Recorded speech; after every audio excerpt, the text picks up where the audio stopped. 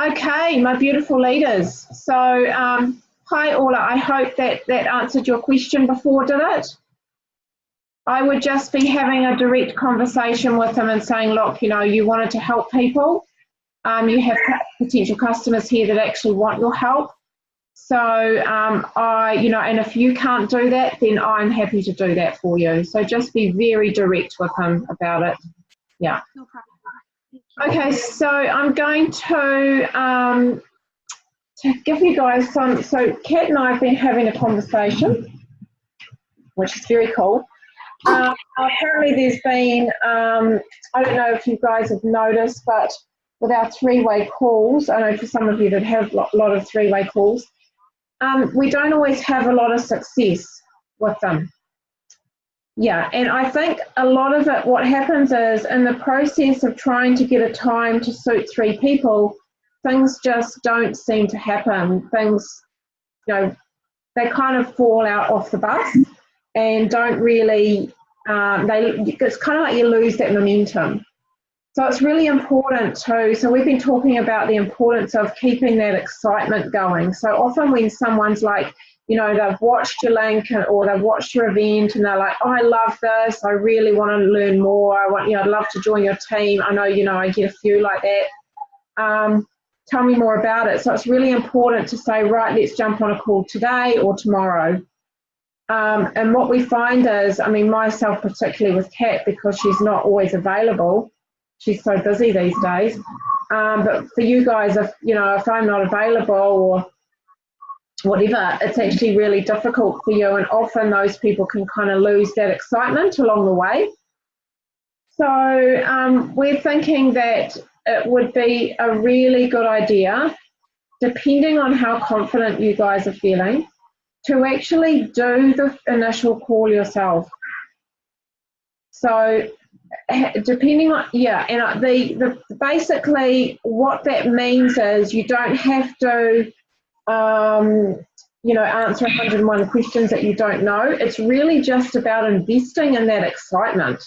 So it's getting them excited and saying, hey, when they talk about, whatever it is they want to do, you can say, well, I've had that, or I know we've got leaders in our team or people in our team that have had that. So it's really building in on that excitement and getting them even more excited. And in the process, questions are going to come up. Now, some really good questions around that to be asking them is like, hey, what gets you excited about this business? What is it that, Utes? Sorry, what's Utes? Great, that's good to hear. Are you talking about doing the call, the business prospect call on our own? Right. Yeah, the first initial call on your own. Instead of going to a three-way with me, it's doing it yourself, because to be perfectly honest, you ladies are really capable of this. It's great that you're saying this, because I've got a woman today who wants me to call her. Yeah, well, just call her. And I think she's just wanting to ask a few initial questions a bit more. So yeah, it's really good that you're covering this. Yeah. So jump on the call with them. I had a call yesterday with a lady that if I'd waited for Katrina, I might have waited for a week and she might have just lost interest. So you've just got to get in at the time, get on the call, build on that excitement that they've got, share stories with them, build a rapport, get to know them. And if they've got any questions, answer the questions. If there's questions they're asking and you don't know how to answer it, just say, hey, look, I'll ask my business mentor and get back to you about that. And then what you can do is the process is, so once you jump on that call with them, a really good thing to do is to get their product order then on that call or around that time. Organise to get their product ordered so that they have got it within 4 days. Put them in the blueprint group so they're watching the videos, and then make a time with them on that call to say, okay, let's give you, 2 days to watch the blueprint group, however long it suits them to watch the videos. And then let's jump on a call on this day with my business mentor. and or jump on a call, sorry, to get you in the system, to sign you up and get you in the system and get you started. And then once you get them started, tell them that you'll get them on a call with me to do the game plan chat with them. So this is really to help them get started, show them what they need to do to get started, how much money they can earn in the first few months.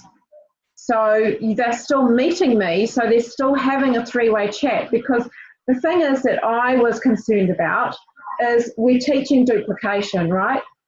So when we have someone new start, we don't want them just to get on a call and then sign them up when they actually don't really understand the process properly, because they haven't been in the business for long enough. So we still want to have our three-way calls with our newbies. So we still want to be encouraging that, because they don't really have the experience to be doing a call on their own. They still need you guys. And I would just be saying, look, if you've got a teamie that has someone that is interested, then you jump on the call with them, and then you do the game plan chat with me. So you really only need to be bringing me in for the game plan chat, that's all. So you guys can be doing the three-way chats with your very new team as well, if you feel confident. I mean, if you don't feel confident, then I'm more than happy to be there for you and do it for you. Thankfully, I'm not quite as busy as Katrina, so I have a little bit more time. I'm a little bit more available, but still, it's a really good way for you guys to build those leadership skills that you've already got. So that's really great that you're saying this, because another thing I've been thinking is it's really frustrating, because they jump on. It's happening with both of mine. It takes them 5 days to get their product, and they've got 10 days to get to DVF, and they've kind of lost half of that by just waiting for their product and not really having anything to post about. So it makes much more sense if they can get on the product a week before, or a few days at least before they jump on the biz.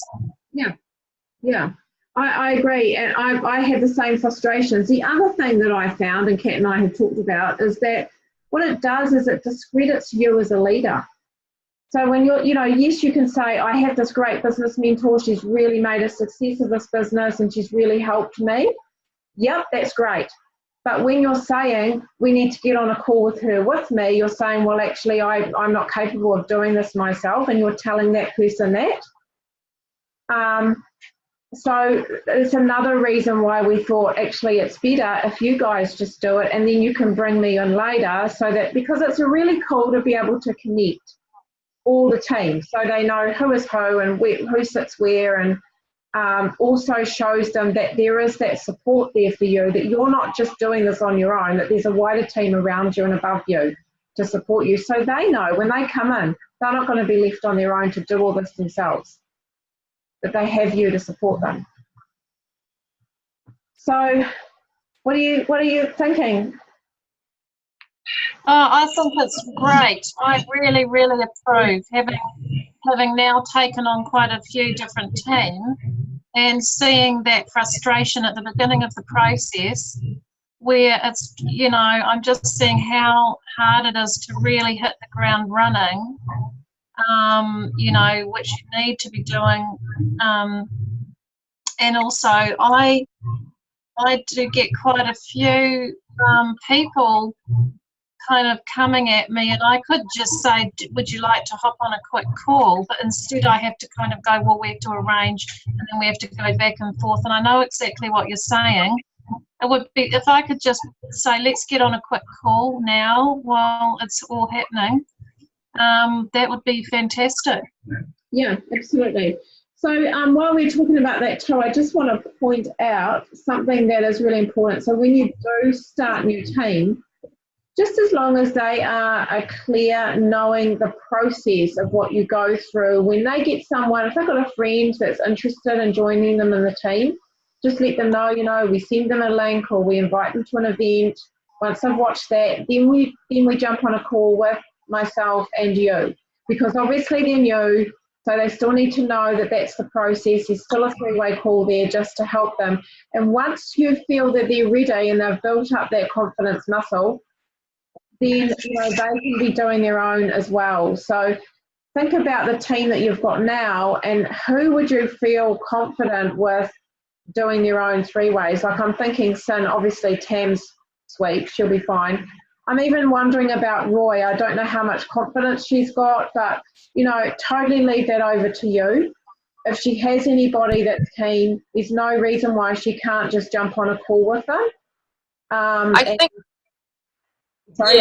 Roy is really strong on that, mainly because she has had Tammy and me both helping her understand how to explain that process really strongly, and because she has jumped on, a few trainings early on as well that I think really helped. Yeah, great.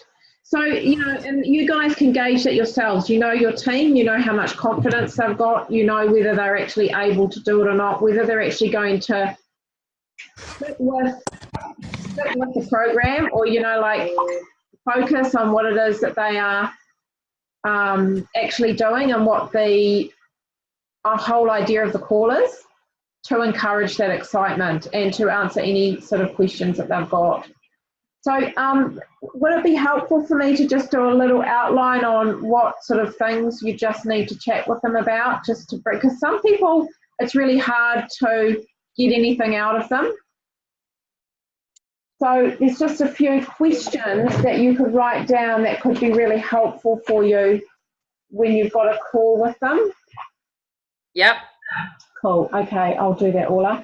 So the kind of things you want to ask is, first of all, you just want to ask them about them. You want to get them talking about themselves. You want to build some kind of rapport. You want to find some common ground that you have with them.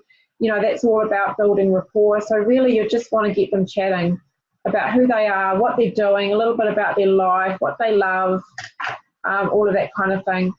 And often what will come out of that is they'll start talking about the business in relation to what they're doing already anyway. But if they're not, then you can ask them, well, what is it that gets you really excited about this business or what I'm doing? And get them talking about that. Depending on what they ask, so there's two really key areas that you want to sort of know about where they're at with it. One is their emotions. So you want to know where they are emotionally invested. And this can be like, I don't know, they might be a mum and they want to stay home with their kids. It might be like me and they want to have some kind of purposeful journey where they want to actually impact people. They might want to help others get well. Whatever it is, that's the emotional investment. And then there's the financial investment too. And not everyone talks about this. Some people will say, some people will say, oh yeah, I want a residual income. I want to be earning, I want to be able to retire on a good income. I want to be able to travel with this, whatever it is. Travel again is an emotional investment too. But to have the travel, they also need the finances. So they tie in really well together.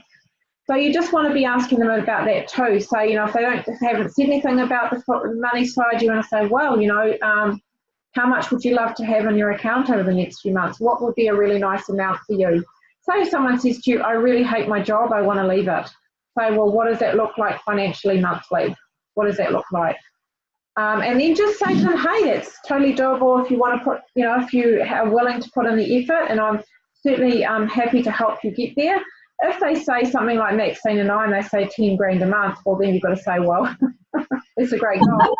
And it's certainly something we can work towards, but right then that you've either got someone who's got their head in the clouds, or you've got a leader who actually really wants to do the work.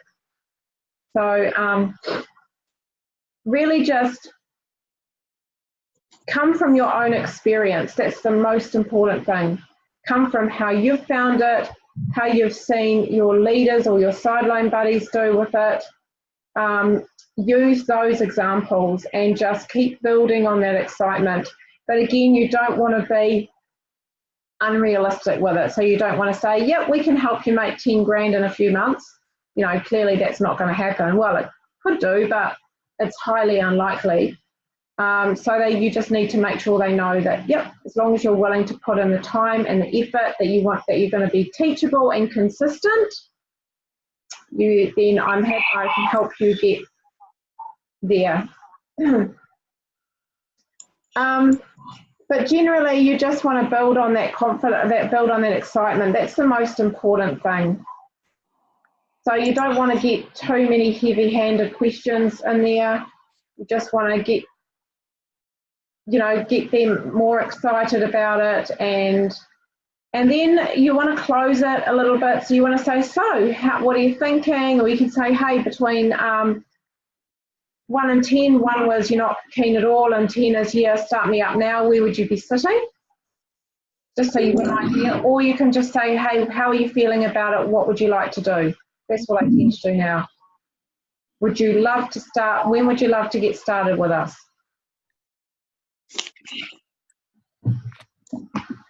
So then on this call, what you want to be doing ideally is getting their product ordered, and talk about getting them into the Blueprint group so they can start watching those videos. Make a time with them in a few days' time after that for a call to get them signed up to pop them in the system. And then you can help them with their first post. Have a chat with them about their launch, and then set up a game plan call with yourself and me and them. So any questions?